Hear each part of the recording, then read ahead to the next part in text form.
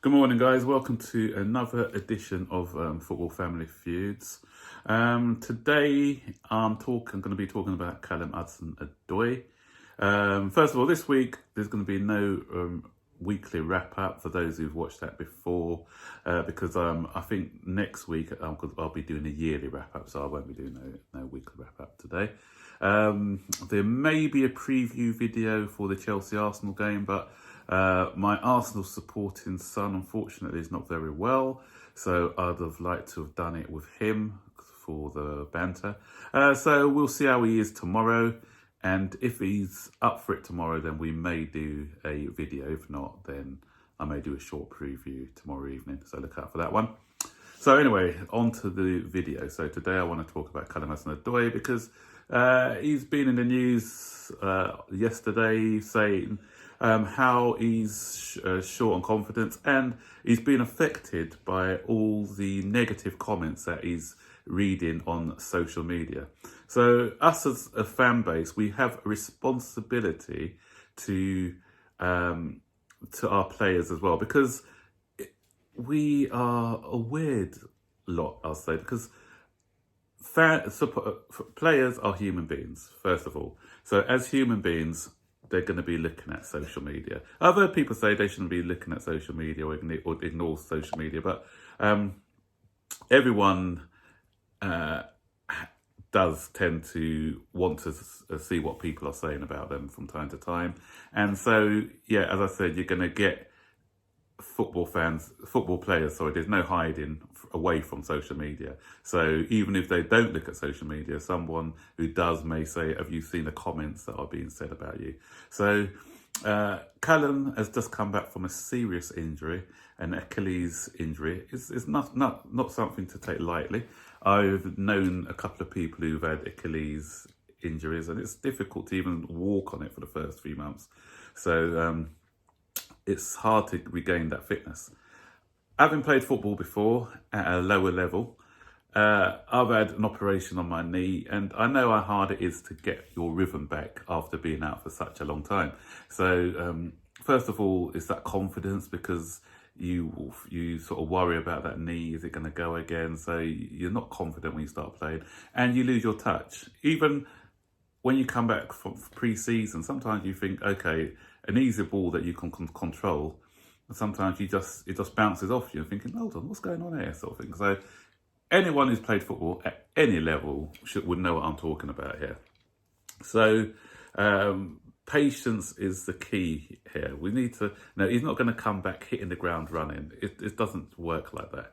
So as I said, the thing is, he's trying, and the harder he tries and things don't come off, the lower his confidence sinks. So as I said, I know where some people are coming from, because before this big injury, he was flirting with Bayern Munich, and he kind of forced the club into giving him more money than probably he should be getting at this stage, just because they wanted to keep him. They recognise his ability, they recognise his talents, they didn't want him to go. So, like I said, they've given him a bumper pay rise. So a lot of supporters are thinking, this guy's got a bumper pay rise, so, you know, why is he complaining? You know, he's meant to be one of our rising stars. Go out and prove it on the pitch. Like, it's as easy as that. But guys, realistically, it's not that easy, and it takes time.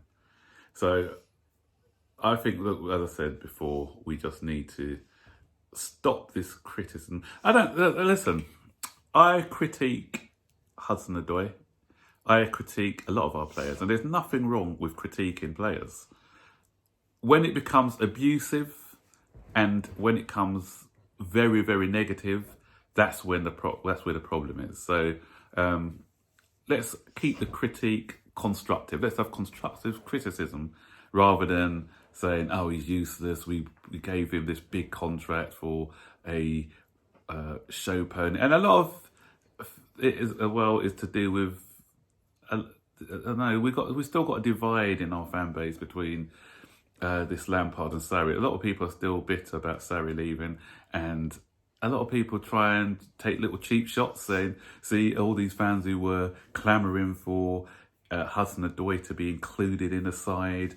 Now that Surrey was right to use him in the way he did and all that sort of stuff. So I don't know, it's just people with agendas, and Huson-Odoi is one of the piggies in the middle. I think I'm coming up with something quite radical, actually, but I think something that will be good for all parties is for Chelsea to, if Chelsea do get another winger, and they are actively seeking to buy another winger in the transfer window. Zaha is one of the ones that is spoken about. If Chelsea, for instance, go out and buy Zaha, for me, I think what we should do is to loan out Huson-Odoi to Crystal Palace as part of that deal. So what it does is, because obviously to get back your confidence and get back your fitness, you need game time. Chelsea cannot afford to be playing Huson-Odoi back into form, especially when they're not doing so well at the moment. We've hit a bit of a sticky patch. Huson-Odoi goes to Crystal Palace. It gives Crystal Palace a time to look for a winger in the summer, so they don't have to panic buy to replace Zaha. So he comes in, gets game time, regains his fitness, and rebuilds his confidence. Chelsea get Zaha, who is in good form at the moment. So people are saying that he's not at that level, but I think he's at a level that can take us into top four. Yeah, and then we can go out and look at the Sanchos and whatever in the summer, because I said he's not coming in. He's not coming in in January. I can't see Sancho or another top winger coming in January. So Zaha is the best out there, I think, who's available. So we go out and get Zaha, and then we look at alternatives in the summer. Staying with wingers. Pedro, he came on the other day, doesn't look interested. He wants out. You can see that in his performance. So I'll bin Pedro in January. And Willian is a funny one, because match review, if you look at my match review, it's posted up there. So from yesterday. Again, Willian is so inconsistent.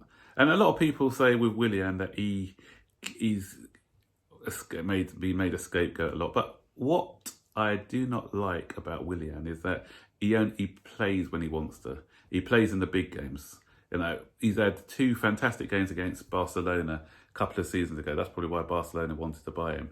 Against Tottenham, everyone knows what happened with Tottenham, and the Tottenham fans sing hate songs against him because he came to Chelsea instead of them. Performed. So we know that he's got it in his locker. We know that this guy can perform. We've seen it. He was superb on Sunday. And we need him to step up all the time. Not step up when he wants to step up. Step up. Yesterday, we needed him. The game was flat. We need him to take the game by the scruff of the neck, use his experience, drag us through. But he was just on the periphery of things, not really showing any sort of leadership qualities as a senior player. And that's what frustrates a lot of supporters, is the fact that we know that he's got it, but he lacks that consistency. And so for me, I wouldn't give him a new contract, because everyone was saying, yeah, he deserves a new contract after the performance against Tottenham. But you're not looking at the 5 performances between those 1 or 2 stellar performances that he does. So I'll get rid. So as I said, Zaha to Chelsea, keep Willian until the end of the season, and we've got Pulisic and obviously Pedro out. So we'll have 3 wingers. As I said, and I'll loan out Hudson-Odoi.